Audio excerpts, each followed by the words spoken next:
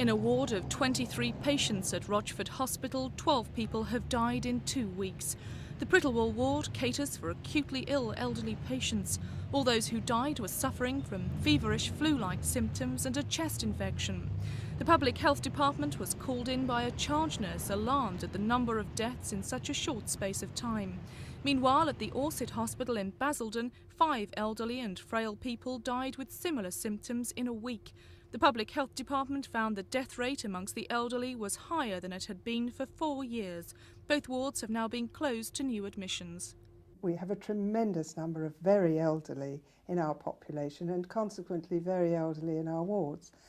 And people tend to say to you, well, of course, this kind of illness is the old man's friend.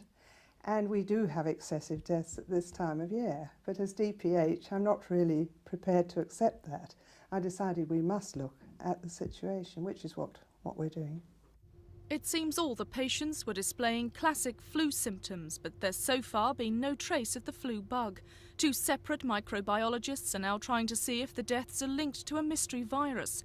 Infection control procedures are now in place at the hospitals, nurses are wearing protective clothing and visitors are being monitored for symptoms of the illness.